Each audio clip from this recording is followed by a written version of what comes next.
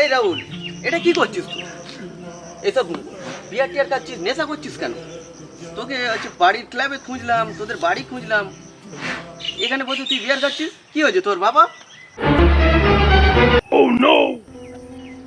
দেখ দাদা দেখ, বারবার শুধু ফোন করছে বৌদিটা, বলছে আমার বিয়ে করতে হবে। আমি ইয়ং ছেলে, আমি এখন বিয়ে করতে পারি?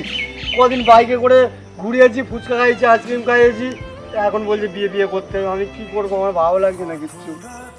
বলিস কি রে? তোকে আমি পই পই করে বারণ করেছিলাম বৌদিবাজি এই মাগিবাজি করবি না, তোর জীবন শেষ হয়ে যাবে। তোকে বলেছিলাম যে ভালো করে কাজ কর, বাবা মার দেখ, তারপরে তোর জীবন ভালোভাবে একটা প্রতিষ্ঠিত করতে পারবি। তুমি তো দাদা আমার চোখ খুলে দিয়েছো। তোমার কথা যদি আমি আগে শুনতাম, তাহলে আজকের আমার এই দিন আর দেখতে হতো না। ঠিক আছে, ওসব ছাড়, তুই এবার সব কিছু ডিলিট করে দে। হ্যাঁ দাদা, আমি এক্ষুনি ডিলিট করে দিচ্ছি দাদা। এই দাঁড়া দাঁড়া দাঁড়া, আমি তোকে মন থেকে ডিলিট করতে বলেছি, ফোন থেকে তো না। তুই তো বাচ্চা ছেলে, আগে বৌদির নাম্বারটা দিয়ে, আমার তো অনেক দিনের ইচ্ছা। कहना क्या चाह रहे हैं भाई आप?